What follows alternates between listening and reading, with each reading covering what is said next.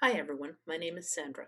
I'm excited to be able to give you a guest lecture today on some of my research, and I would like to thank Kevin very much for his kind invitation. This is exciting to be able to talk to people across the world. I'm going to talk to you today about my bioarchaeological research with colleagues on obstetric death in ancient China, and I'm going to use this as a way to tell you a little about how we do paleopathology and how we can build the evidence for a single archaeological case from a lot of threads of evidence. So I'm a bioarchaeologist, and as you probably already know from your course, bioarchaeologists study life in the past through ancient human skeletal remains. This involves looking at a lot of aspects of past lives: diet, disease, people's everyday activity, the genetic relationships between populations, and all of this, of course, improves our insights into what it was like to live back in these different periods. I'm an anthropologist, of course, and this means that I take a comparative approach, comparing different times, comparing different cultures. And I also use what's called a biocultural perspective, which means that I consider biology and culture as influencing each other, as intertwined. We can't understand one without also looking at the other. And you already know from your course that these two perspectives are key in biological anthropology. So, in that way, I and other bioarchaeologists like me are very much typical biological anthropologists. We're all trained in osteology, that is, all bioarchaeologists are trained in osteology. And in addition, we usually get specialized technique training that is particular to our interests. And so for me, that is primarily in stable isotope analysis and paleopathology. For my colleagues across the world, all sorts of different techniques, specialized techniques in biomechanical analysis to look at human activities, ancient DNA analysis to look at relationships and illnesses, osteometric analysis, so looking at the shapes and sizes of different elements to do things like trace population relationships. Also, a lot of us are interested in taphonomy, which is more or less what happens to a body after death. So, a full look at a population could draw bioarchaeologists who specialize in a number of these different techniques. In addition, very importantly, we always have to work very closely with, well, regular archaeologists, mortuary archaeologists, the people who are excavating the burials, the people who are excavating the living sites in the vicinity. And those people, plus historians, if it is a historic era dig, are the ones who give us the crucial cultural background to the burials we're examining, because, as I've said, you can't understand what's going on unless you look at what's happening in a broader cultural sense. So, my original research and still a lot of my work is actually in ancient Greece, and I have worked for years in the diet and pathology, studying the diet and pathology of ancient Greek populations. You can learn, obviously, a lot. For example, with stable isotope analysis, we can differentiate people who were weaned at different times in their lives. For example, here are two plots created by doing stable isotope analysis of dentin from the teeth of individuals. And of course, the dentin in the teeth is formed when the tooth forms. It's not changed after that. And so that dentin provides a record of a person's diet. And the isotopic signal drops when the person is weaned. And you can see in these two different individuals a much earlier drop for this individual who looks like they were weaned by about 2 years old, and a later drop for this individual who looks like they weren't weaned until they were a little after 3 years old. So, this is one of the many things I can tell about ancient life in ancient Greece using stable isotope analysis. Using pathology, especially dental pathology, we can tell other things. Here again, sticking with the idea of weaning, we have an ancient archaeological jaw with a very, very specific kind of dental cavities that we can see affecting this tooth, this tooth. These are two front teeth from the same individual. Very, very painful condition. And if we look at modern children, this very distinctive patchy dental caries that we see on the fronts of the teeth, like this, reflects a very, very specific kind of childhood feeding. That is, giving children a sweetened bottle or, say, a sugar rag to suck on or chew on that is keeping a sugary solution in the mouth constantly.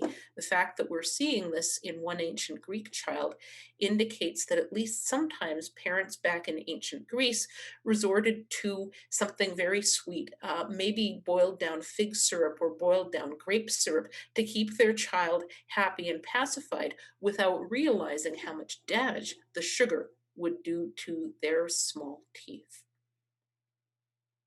So, why am I talking to you today about China instead of ancient Greece? Well, usually as we go on in our careers, we develop personal relationships that can lead us to work in areas other than the one that we originally did.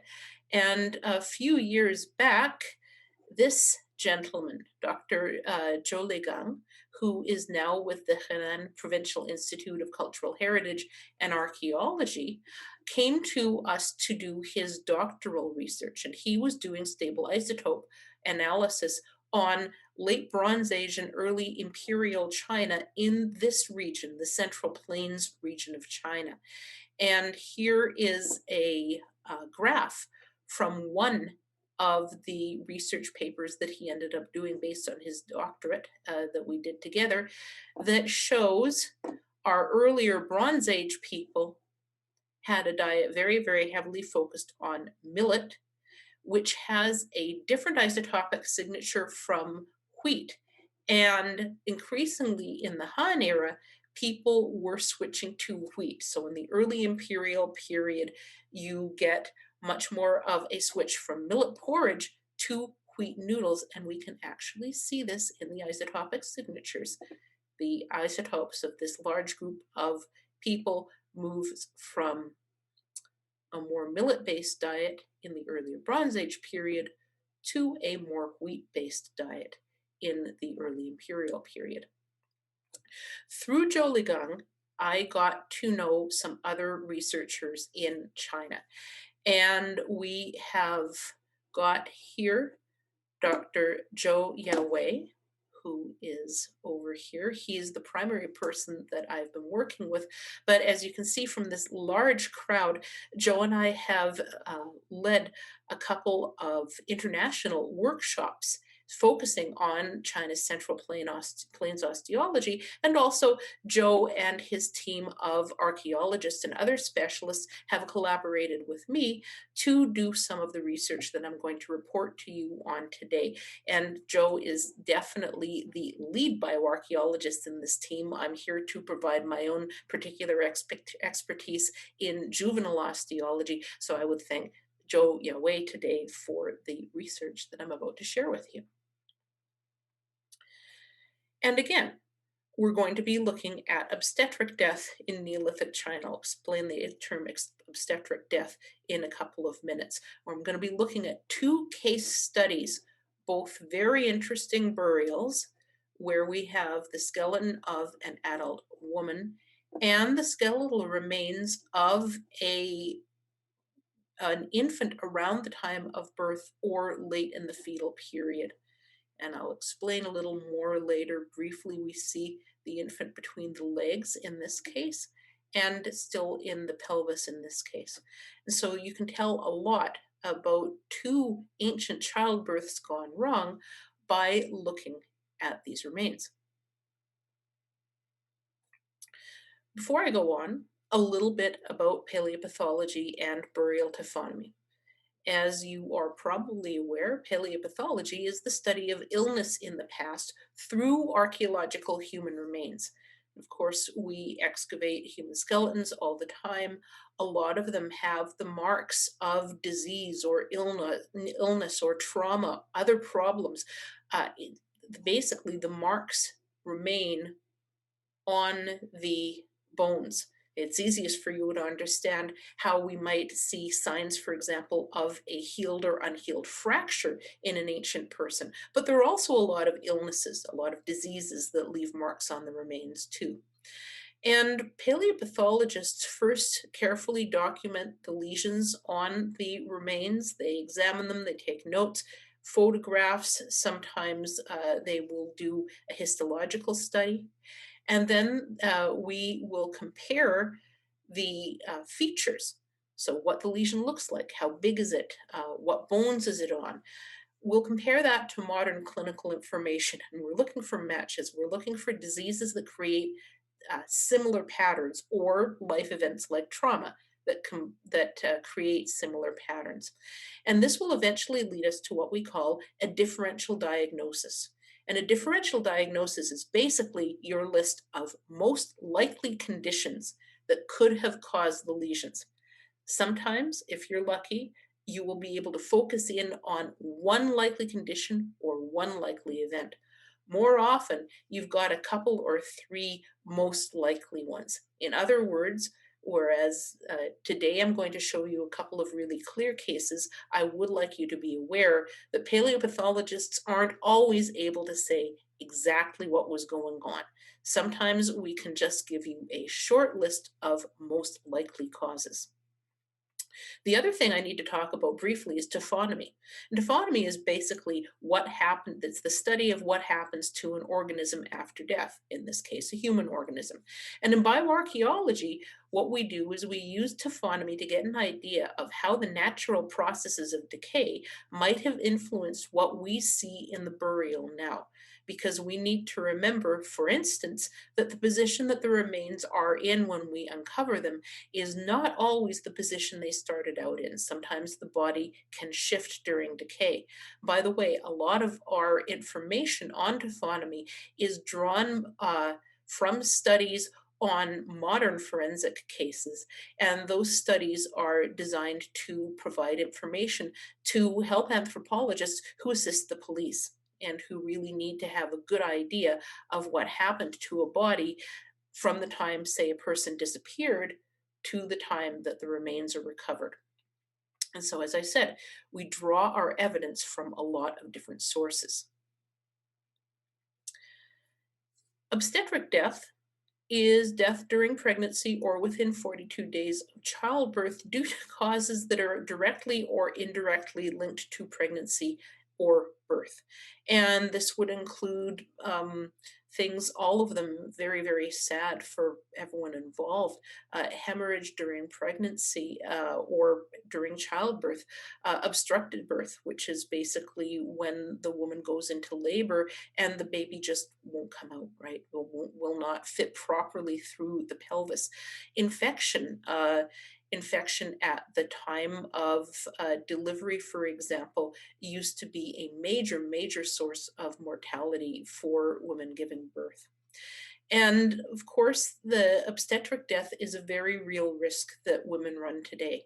And the amount of risk that women run varies by their access to good nutrition, their access to good medical care before the birth process, their access to a trained midwife or a trained nurse and doctor during birth, and the care that they receive after birth. And so there are radically different risks of obstetric death depending on where you are in the world and how privileged or not privileged the women in question are.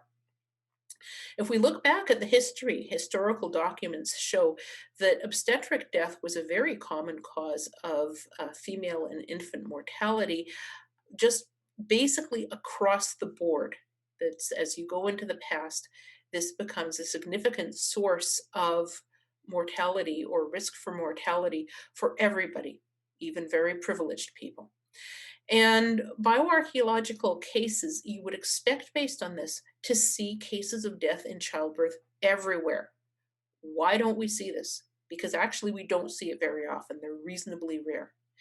This is because, for many reasons, it's a challenging area to study for, as I said, a number of reasons. First of all, most causes of obstetric death, things like a sudden infection or a hemorrhage, don't leave any signs on the skeleton.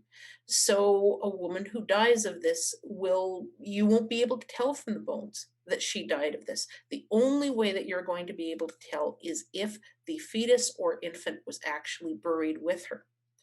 However, once the baby is out of the womb, even if death occurred at the time of birth or very shortly thereafter, a lot of human cultures in the past preferred to bury deceased infants in separate areas. The babies would get burial in a special area, often in often inside a pot or an urn, and often inside a living area. So again, the babies are not being buried by the mothers. The babies are being buried somewhere else. So what you get is a baby in one place with no clear sign of cause of death, and a woman in another place in the cemetery with, again, no clear cause of death. And so this means that probably most obstetric deaths in our past populations are just not being detected, and we'll never detect them because they blend seamlessly into the deaths from other causes. They're hidden. We won't be able to say anything about them.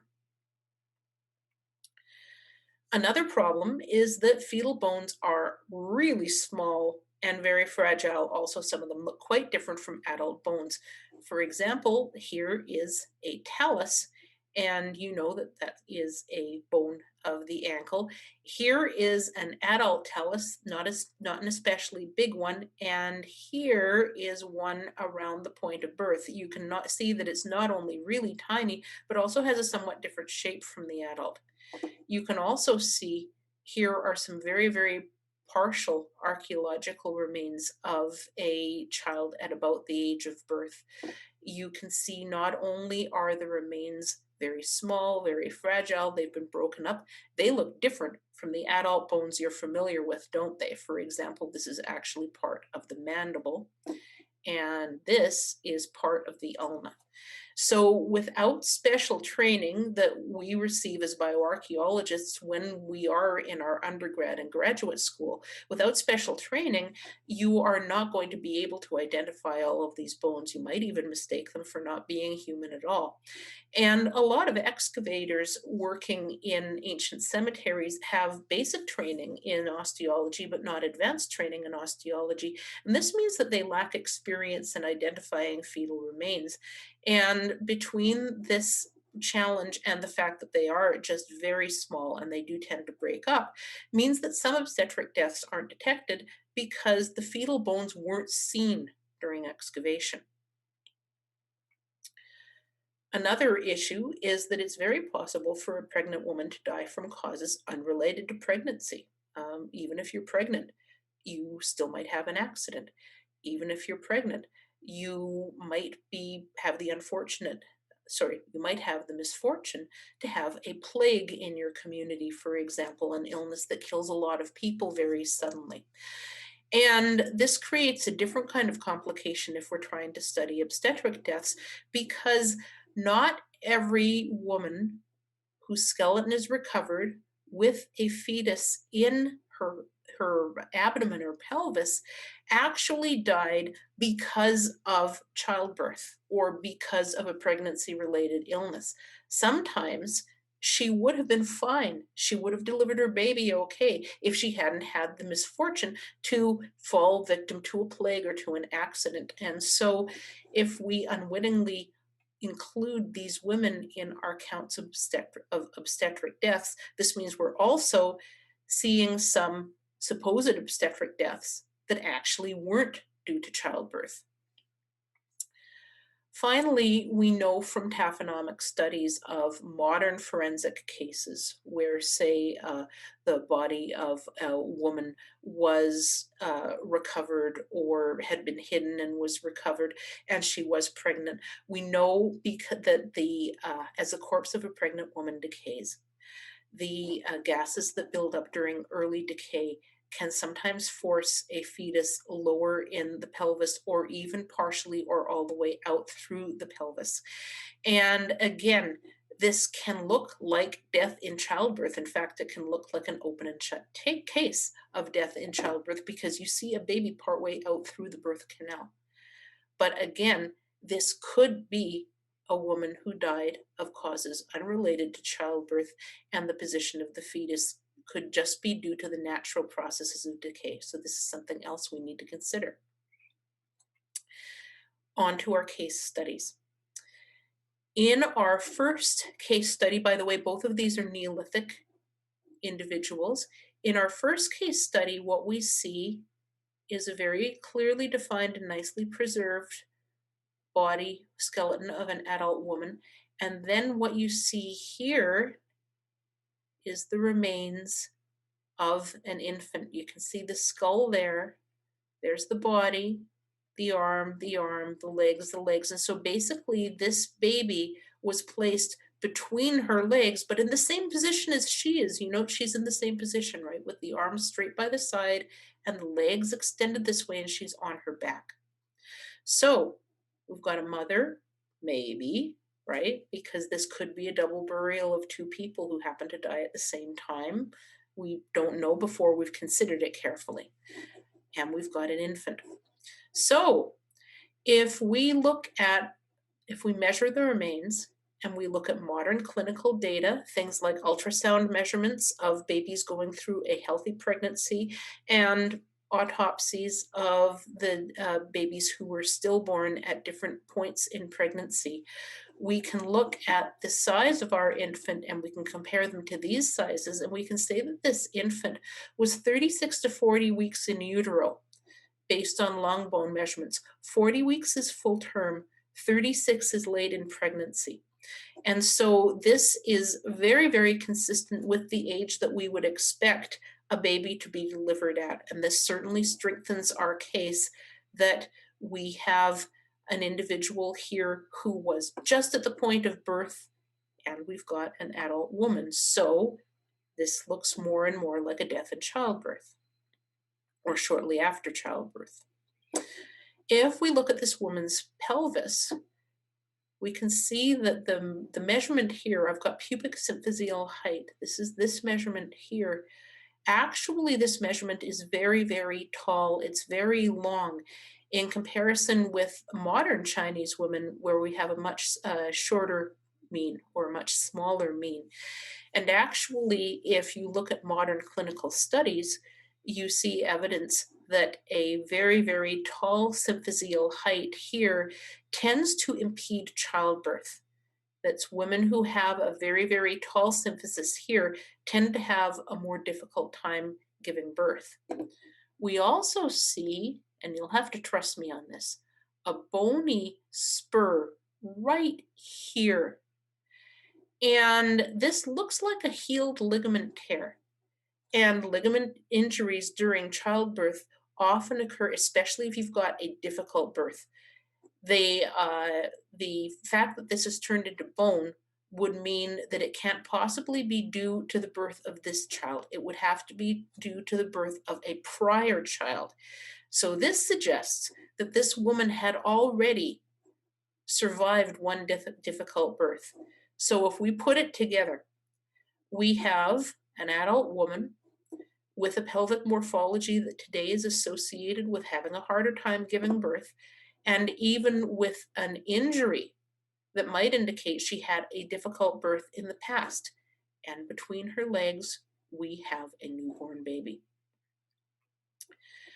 So the next thing we have to ask ourselves is that question about the positioning of the infant. Is this the positioning that people laid the infant in, or that was natural to the point of death, or was this due to decay?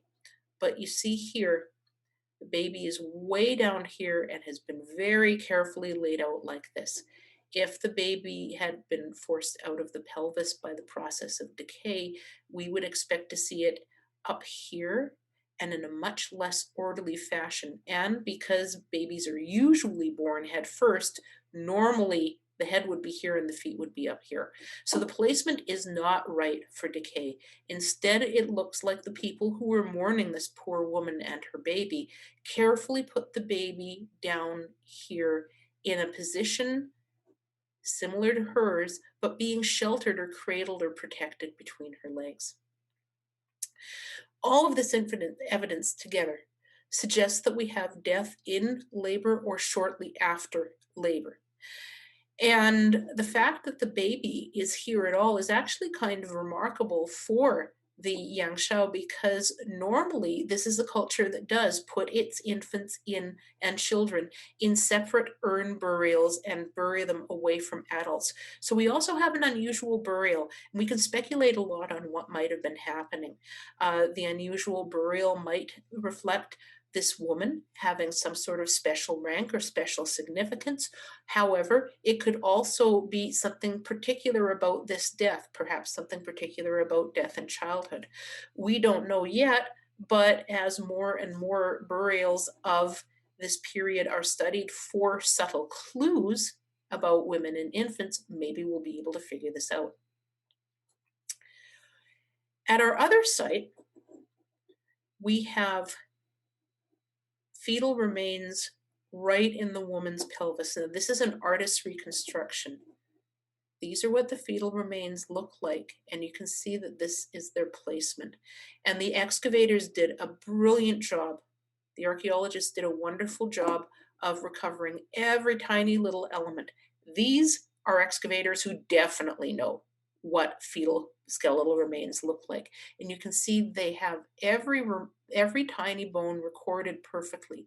From this, and from which is the right and which is the left side of the bones of the skull and face, you can tell that the baby was in this position, with the little face facing forward, facing the mother's belly button.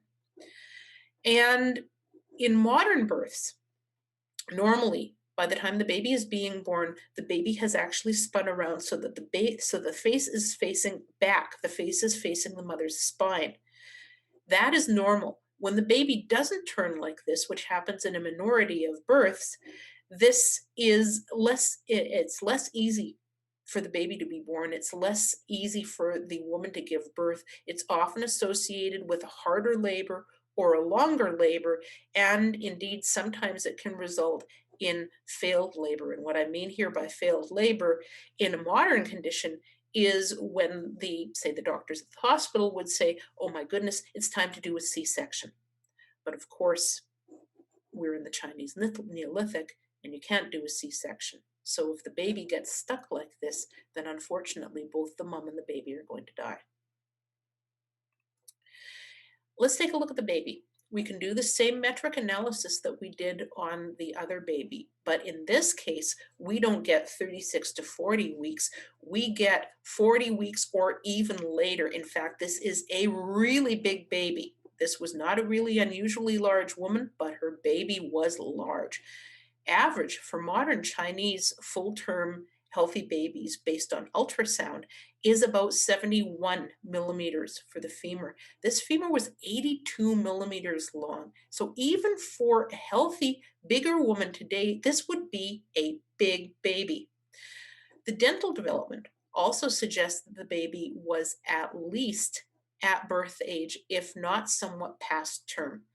And as you may be aware, it's possible for a baby to be born somewhat past term. It's possible for the baby to be born late. However, the later the birth, the bigger the baby. So if you get much past 41 weeks, if you start to get toward 42 weeks, this can be a serious problem just because of the size of the infant. And again, today, normally they do something to help the labor to start, or they'll do a C-section. But back in the day, you just had to wait till you went into labor. And if the baby got too big before this, this would be a prime cause for, again, a much longer and more exhausting labor than normal, or even just the failure to deliver at all. So one last thing we have to think about. The baby's all the way down here. Is this because of natural childbirth processes, or in fact, was the baby up here originally before decay forced it further down? If we look at the sheer size of the baby, again, this gives us our clue because if we look at modern forensic cases, we can see that when a baby is this big, it is much less likely to be forced down by the processes of decay. In other words, a baby this size is only likely to get into this position if labor has started. So labor probably started here. And in fact, all of our evidence suggests that this poor woman and her baby died during the process of childbirth, a process that failed. This might be just due to the big size of the fetus. It might also have been due to the fact that her pregnancy went past term. So, what can we say about childbirth in the past? As a woman, as a mother myself, I would like to be able to go from these dry bones that can tell us a lot, but only a few things in comparison to human life. I'd like to be able to go to that, from that, to say, what did it mean back then for a woman to be a mother? What did it mean for her to give birth? What did it mean to her families and friends when she failed to give birth, when she and the baby died? Obviously, they would mourn, right? But how was this death seen? And we still have a very incomplete picture of this. And in a prehistoric society like Neolithic China, there's a lot of things that we probably will never know because individual attitudes, cultural attitudes, that has a huge impact on birth outcomes. For example, if a woman is from a culture where the labor, the pain of labor is seen as a huge challenge that she is strong to meet, that almost as if she is going into battle against the odds, that she is being brave, that she has to be strong and brave. Actually, this helps the outcome of labor in terms of how tired the woman is and how much assistance she needs at the end, in comparison to a culture that tells her that she is weak, that she needs to be afraid, that this is a terrible, frightening process that will take place without her active participation. So, attitudes like this, lifetime health practices, because this will help to determine how strong she is, what her frame size is, so how big her pelvis is. Part of this is genetic, but part of this is nutrition and activity, right? So that will have an effect. Also, childbirth practices, how the woman is helped, what position she's giving birth in, what things are considered to be good and not good to do during labor. All of these are really important to childbirth outcomes. They're also important to how the woman would be seen, how she would be acknowledged, how she would be mourned. We don't have a time machine. So we can't go back and say a lot of these things. However, we can at least start to talk about nutrition and perhaps a little about cultural attitudes if we want to look at, say, women's status in comparison to men based on their nutrition and health.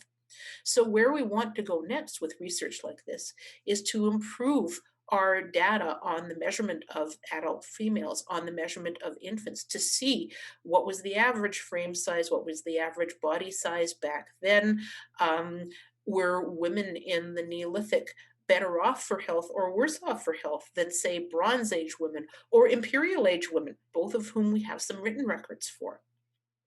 We'd like to integrate case studies like this and the measurements with broader information from archaeologists and from cemetery samples on demography, on diet, on stress, also mortuary evidence on status. And we're hoping that this will someday yield a more complete picture of obstetric risks in the past that will let us put these ancient individual tragedies into a broader cultural context.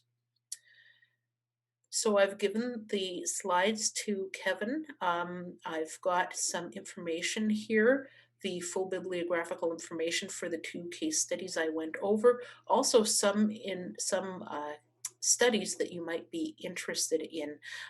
This one is mostly here because I used one of the images from this study, but if any of you happen to speak French, this is a very interesting study. The others are in English, and they're all relevant.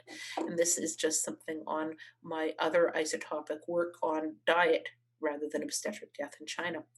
Thank you for your attention. I hope you found this video interesting and useful. If you have any questions, I would be delighted to answer them by email. So thank you, all the best, and take care.